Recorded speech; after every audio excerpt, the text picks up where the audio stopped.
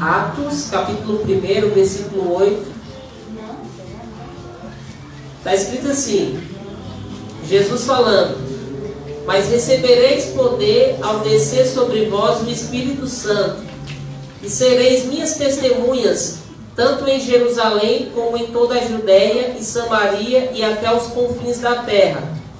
Aí no capítulo 2, a partir do versículo 1, está escrito assim: ao cumprir-se o dia de Pentecostes, estavam todos reunidos no mesmo lugar. De repente veio do céu um som como de um vento impetuoso, e encheu toda a casa onde estavam assentados. E apareceram distribuídas entre eles línguas como de fogo, e pousou uma sobre cada um deles. Todos ficaram cheios do Espírito Santo e passaram a falar em outras línguas, segundo o Espírito lhes concedia que falassem. Aí vai lá no versículo 19, está escrito assim, versículo 16, capítulo 2. Mas o que ocorre é que foi dito por intermédio do profeta Joel: e acontecerá nos últimos dias, diz o Senhor, que derramarei o meu Espírito sobre toda a carne. Vossos filhos e vossas filhas profetizarão, vossos jovens terão visões, e sonharão vossos velhos. Até sobre os meus servos e sobre as minhas servas derramarei o meu Espírito naqueles dias, e profetizarão. Amém? Vamos agradecer ao Senhor. Pode tomar o seu assento. Louvado e bendito seja o nome do Senhor Jesus Cristo de Nazaré. Bom, eu comecei ali por Atos capítulo 1, versículo 8, mas eu quero pegar um gancho aqui nas palavras do apóstolo Pedro, que ele disse: mas o que ocorre é que foi dito por intermédio do profeta Joel: e acontecerá nos últimos dias, diz o Senhor, que derramarei o meu Espírito sobre toda a carne. Aqui, quando nós vamos ali abrir a Bíblia, no livro de Joel, já no Antigo Testamento, nós vamos ver que no capítulo 2, versículo 28, que estão escritas essas palavras que foram recitadas por Pedro, fazendo menção do Antigo Testamento, de uma promessa que Deus fez no Antigo Testamento, que derramaria o Espírito dele sobre toda a terra e sobre toda a carne, sobre os jovens, sobre os velhos, sobre os servos. E Deus fez essa promessa 800 anos antes da vinda de Jesus Cristo. Quando nós lemos no Antigo Testamento, nós vamos observar que ali há o Deus Pai como protagonista. Quando Jesus vem, o Deus Filho é o protagonista. E quando Jesus sobe, então quem vai ser o protagonista é o Deus Espírito Santo. Pai, Filho e Espírito Santo. Então no Antigo Testamento Deus faz uma promessa que Ele derramaria do Espírito dele sobre toda a carne. E essa promessa é para nós. Aí quando Jesus vem, João Batista, ele vai batizar as pessoas nas águas para o arrependimento dos pecados. E ele vai dizer assim: olha, eu vos batizo nas águas para o arrependimento, mas virá um, e esse que vem eu não sou digno nem de desatar as sandálias dele. Ele vos batizará com o Espírito Santo. E Jesus Cristo foi lá para ser batizado por João Batista nas águas. E João Batista olha para ele e fala assim: eu que deveria ser batizado por ti, mas é você que vem até mim, é o Senhor que vem até mim. Aí Jesus fala assim: sim, porque é necessário que eu cumpra a lei.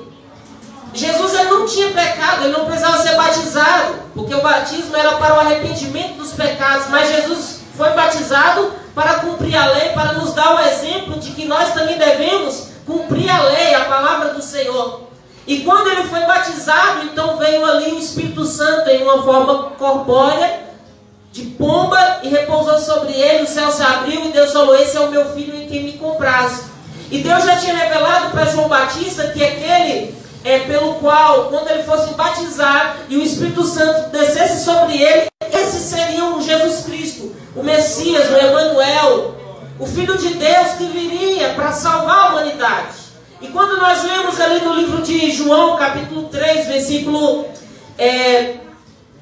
16, que porque Deus nos amou de tal maneira, enviou o seu Filho unigênito para que todo aquele que nele crê não pereça, mas tenha a vida eterna. Então, Jesus, ele veio para salvar toda a humanidade.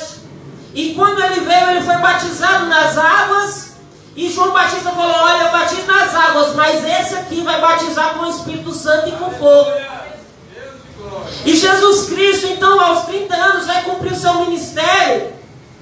Por cerca de 3 anos aqui nessa terra, ele escolhe os discípulos, ele começa a cumprir ali o ministério no qual Deus o comissionou nessa terra. Os discípulos andam com ele, os discípulos se alegram por estar andando com o Senhor Jesus Cristo, porque foi um privilégio que o próprio Jesus falou: olha, muitos reis e profetas quiseram ter o privilégio que vocês têm de andar comigo, de ter nascido nessa geração e por ter escolhido pelo Filho de Deus para ser os discípulos dele. Então os discípulos ficam alegres porque eles andam agora com Jesus Cristo, eles experimentam milagres com Jesus, eles veem Jesus ressuscitando Lázaro, eles veem Jesus ressuscitando a filha de Jairo, eles veem Jesus fazendo milagres maravilhosos. Mas de repente, no meio dessa grande alegria que os discípulos se encontram, Jesus fala assim: olha, é necessário que o Filho do Homem cumpra o propósito de Deus. Ele veio para ser ali entregue por amor à humanidade, e ele vai padecer muito nas mãos dos homens. Os homens vão pegar ele, vão espancar, vão bater nele, vão cuspir nele, vão desrespeitá-lo, vão crucificá-lo. E aí os discípulos, ao começarem cogitar nessa hipótese de ficarem sem a presença do mestre deles, eles começam a se entristecer. Você imagine, por exemplo, se o pastor dele chegar aqui e falar: igreja, Deus me revelou que, olha, eu vou padecer, eu vou morrer daqui a poucos dias. A igreja vai se entristecer só de imaginar a ausência do líder espiritual que Deus constituiu nesse lugar. Então quando Jesus fala: olha, o Filho do Homem vai morrer, aí eles começam a se entristecer. Pedro, de tal maneira que fala assim: não, mestre, não te faça tal mal, não faz isso. Aí Jesus vai ter que repreender, vai ter que puxar a orelha, vai ter que dar uma bronca. Por quê? Porque Jesus, ele também tem palavra de correção para os filhos dele. Jesus vai falar: olha, arreda-te, Satanás, porque você não cogita das coisas de Deus. Para isso que se manifestou o Filho de Deus, para morrer em favor da humanidade. E aí, o Satanás foi repreendido da vida de Pedro, porque era necessário que Jesus morresse por nós. Aleluia. Mas eles ficaram tristes e Jesus falou: olha, vocês serão dispersos, vocês ficarão tristes, mas eu não vos deixarei órfãos. Eu enviarei o Consolador. Porque se eu não for, ele não virá, e é necessário ele vir, por isso eu tenho que ir. Mas quando eles começaram a pensar: nossa, como é que vai ser a nossa vida sem a presença do nosso mestre, sem a presença de Jesus? Nós não conseguimos imaginar sem a presença do Senhor Jesus. É por isso que nós estamos tristes agora. Por quê? Porque realmente, irmãos, só há um povo reunido quando há uma liderança. Sem a liderança não há um povo, não há um grupo, não há uma equipe. Tem que ter um líder na frente que vai ali pastoreando as ovelhas. E eles, quando começaram a pensar: olha, como é que vai ser a nossa vida sem a presença de Jesus? Porque com Jesus nós andávamos há 3 dias e estávamos com fome, e ele multiplicou os pães e os peixes, nos deu alimento. Com Jesus nós estávamos no barco, ele estava dormindo, veio a tempestade, ele nos livrou da tempestade. Com Jesus nós estávamos no barco em outra viagem, Jesus estava no monte orando, veio a tempestade, ele veio andando sobre as águas e acabou a tempestade. Com Jesus nos cobraram imposto, então Jesus falou: Pedro, vai lá e pesca o peixe, paga o imposto por mim, por ti. Eu tive até os impostos pagos na presença de Jesus. Então com Jesus tudo dava certo, era milagre, era bonança, era prosperidade, era fartura. Mas como será a nossa vida sem Jesus? E essa pergunta e essa reflexão também é para nós: como será a nossa vida sem Jesus? Não tem como. Mas Jesus falou: olha, ainda que uma mãe abandone um filho que dependa dela que se amamente, Deus não vos abandonará. E eu irei, mas não vos abandonarei, não vos deixarei órfãos. Enviarei o Espírito Santo, o Consolador. Então Jesus, ele é crucificado, ele ressuscita ao 3º dia e ele aparece para os discípulos. E tem uma passagem que diz que quando Jesus apareceu para eles, ressuscitado, soprou sobre eles o Espírito Santo. Glória a Deus. Mas ele aqui ressuscitado no livro de Atos, capítulo 1, versículo 8, ali ele já está quase pronto para subir. Ele apareceu por 40 dias, por várias vezes até comeu com eles pão, peixe. Mas era necessário agora ele ir para o céu. Então ele está subindo para o céu, os discípulos olhando. Mas antes um pouco ele fala: olha, permanecei aqui até que do alto sejais revestidos de poder, para que vocês sejam as minhas testemunhas. Vocês receberão o poder do alto para serem as minhas testemunhas. E a Bíblia diz que quando nós falamos de Jesus, nós só falamos mediante o Espírito Santo. Então nós recebemos o Espírito Santo para sermos as testemunhas de Jesus Cristo aqui nessa terra. É por isso que quando Jesus falou: olha, vai, vocês vão ser revestidos de poder e serão as minhas testemunhas em Jerusalém, na Judéia, em Samaria e até os confins da terra. Aleluia. Então a igreja persevera ali crendo nessa palavra, porque eles querem a presença do Senhor Espírito Santo na vida deles. E aí, quando eles estão reunidos aqui no dia de Pentecostes, vem o Espírito Santo sobre eles. Aqui diz que havia os discípulos, mais cerca de 120 homens, e todos foram cheios do Espírito Santo. Agora, quando eu li esse texto, uma coisa muito me preocupou, sabe por quê? Porque a geração da igreja primitiva era uma geração que se reunia para buscar e se encher do Espírito Santo. Mas a minha geração, infelizmente, é como eu falo isso, eu me incluo nisso também, está sendo uma geração que nós não temos nos reunido para buscarmos a presença do Espírito Santo. Muito se vê placas aí de campanhas: vem aqui 7 vezes que você vai ter a porta aberta do seu carro, você vai ter a chave da sua casa, você vai ter muita finança, muita prosperidade, mas poucas são as placas que estão escritas assim: olha, campanha para buscar o Espírito Santo, campanha para buscar o batismo com o Espírito Santo, campanha para buscar os dons do Espírito Santo, campanha para buscar o fruto do Espírito Santo. E se nós não buscamos o Consolador, porque nós estamos na era que o Consolador está entre nós ficamos vulneráveis para o diabo. Então, um homem que persegue a igreja primitiva, chamado Paulo, Saulo, quando Jesus fala assim: olha, porque você está me perseguindo, dura coisa é você lutar contra a minha igreja. Porque aquele que luta contra você não está lutando apenas contra você, está lutando contra Cristo. Por isso que ele falou: porque você me persegue, Paulo? Você está perseguindo os meus filhos, a igreja. Mas aí ele se converte, ele cai no chão e ali ele fica cego, porque diante de Jesus as escamas têm que cair da cegueira espiritual. Mas aí quando esse homem se converte, porque Deus, quando levantou um profeta para ir orar por ele, falou: olha, esse vaso eu escolhi para pregar a palavra entre os gentios e entre os reis. Porque a promessa era: eu vou revestir de poder, mas é para ir em Jerusalém, em Samaria, na Judéia e até os confins da terra. Mas quando você vai ler, a igreja primitiva, depois da descida do Espírito Santo, se acomodou em Jerusalém. E veio a perseguição contra a igreja, para que a igreja então se dispersasse, fugisse e começasse então pregar o Cristo e o Espírito Santo por toda a terra. Porque muitas vezes o comodismo, a zona de conforto nos faz nós ficarmos acomodados.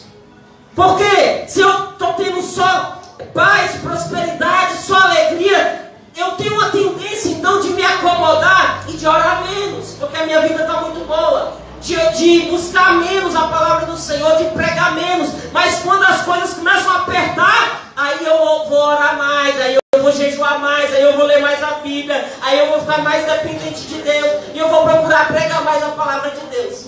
Então a perseguição que veio foi para que eles cumprissem o propósito pelo qual eles receberam o Espírito Santo, que era para serem testemunhas por toda a terra, e não somente em Jerusalém, que Deus estava operando, estava salvando, estava operando milagres ali, mas era por toda a terra, para que o Evangelho chegasse até nós. Então, quando eu estava lendo ontem aqui no livro de Jó, eu achei assim algo interessante, porque ali diz que o Senhor enviou o mal na vida de Jó? Uai, Jó era um homem íntegro. Esse uai pareceu mineiro, né? Mas eu sou filho de mineiro. Então, ó, Jó, ele era um homem íntegro, justo, reto, temente a Deus, ele se desviava do mal e Deus enviou o mal contra a vida dele. A Bíblia diz aqui que aqueles que querem servir ao Senhor Jesus Cristo disciplinadamente, piedosamente receberão perseguições. Mas as perseguições que vêm não são para nos matar, mas é para cumprir um propósito, e esse propósito é do céu. É para que nós venhamos buscar mais o Senhor, buscar mais o Espírito Santo e pregar a palavra do Senhor. Então aquele homem que foi convertido, que era Paulo, ele começou então a escrever ali a carta às igrejas, a igreja de Coríntios, e ele começou ali no capítulo 12 a falar, olha só, o Espírito Santo está aqui, porque Jesus subiu, mas enviou o Consolador, e nós devemos então buscar e priorizar o Espírito Santo, e ele vai falar, olha, o Espírito Santo, quando ele está na vida do homem e da mulher, quando um homem e uma mulher buscam o Espírito Santo, esse Espírito Santo vai manifestar os seus dons na vida dessa pessoa, para que através dessa pessoa, as pessoas recebam o Espírito Santo também. E ele vai falar, olha só, a uns Deus vai dar o dom da sabedoria, a outros o dom do entendimento, a outros o dom de falar em línguas, a outros o dom de interpretar línguas, a outros o dom de discernimento de espírito, a outros o dom de profecias, aos outros dons de cura, aos outros dons de operação de milagres. Ou seja, o Espírito Santo tem os dons para o povo de Deus. Mas nós temos buscado muitas coisas apenas aqui dessa terra e temos negligenciado a busca pelas coisas do céu, que é o Espírito Santo. É por isso que nós não vemos mais milagres como antigamente. É por isso que nós não vemos mais curas como antigamente. Línguas, interpretação de línguas. Por quê? Porque nós não temos buscado o Espírito Santo. E eu me incluo nisso, essa palavra é para mim também. Aí quando o mesmo homem, exato por Deus, chamado Paulo, vai escrever a igreja de Gálatas, ali capítulo 5, ele vai falar, olha só, não andem pelas obras da carne não, porque quem anda por tais obras, a carne milita contra o Espírito, e o Espírito contra a carne, e quem comete tais obras da carne, não entrará no reino dos céus, mas vai para o inferno. Quais são essas obras da carne? É prostituição, é imoralidade sexual, é impureza, é lascívia, que é o espírito de sensualidade, é idolatria, feitiçaria, ira, brigas, contendas, inimizade, glutonaria, bebedice e coisas semelhantes a essas. Mas enchei-vos do fruto do Espírito, que é o amor, a alegria, a paz, a fidelidade, a benignidade, a bondade, a mansidão e o domínio próprio. Mas é uma coisa que é interessante. Por quê? Porque o mundo cada vez anda mais depressivo. E o Brasil está liderando esse drástico índice de depressão. Agora, não dá para eu entender como é que o Espírito Santo, o fruto dele é a alegria, e os brasileiros estão cada vez mais deprimidos, e o Brasil está liderando o ranking dos depressivos no mundo. É porque nós não temos buscado o Espírito Santo.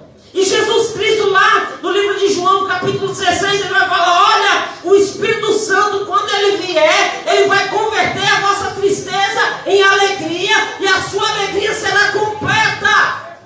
Assim como a mãe, quando ela vai ganhar o bebê, ela sofre, ela geme, ela sofre dor de parto, mas quando a criança nasce, ela esquece a sua aflição. Assim também será quando você receber o Espírito Santo, porque a alegria do Espírito Santo em ti vai ser completa. Mas como nós estamos ficando tristes, porque infelizmente nós temos negligenciado a busca ao Espírito Santo de Deus. Antigamente as vigílias, elas eram para buscar o batismo com o Espírito Santo. Quando eu era criança, aqui nesse ministério, eu ia para uma DEP lá na Asa Norte, uma igreja lá, e eu ia ali com desejo de receber a presença do Espírito Santo.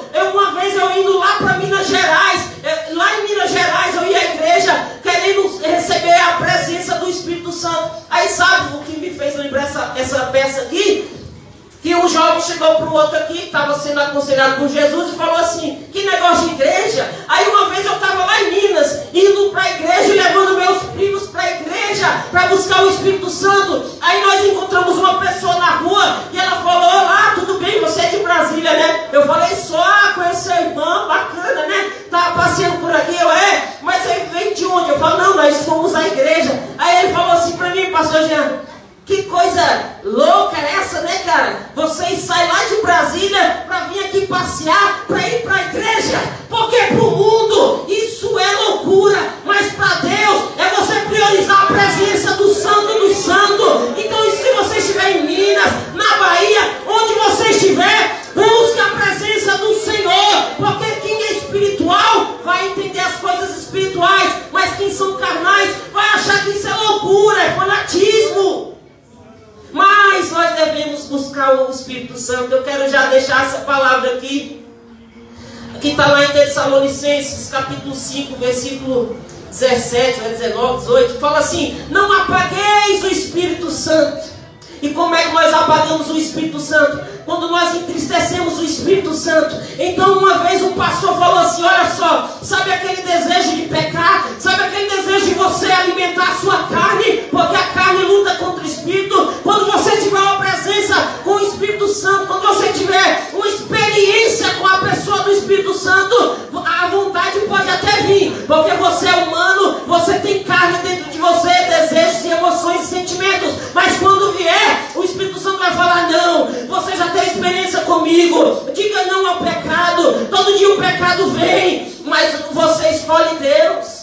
Você escolhe Deus porque quando você tem a presença do Espírito Santo, a experiência com Ele, você não vai ter a sua consciência tranquila se você dizer sim ao pecado e não ao Espírito. Então nós não devemos apagar o Espírito, nós não devemos entristecer o Espírito Santo. E eu digo para você, a melhor coisa que tem é nós estarmos na presença do Espírito Santo.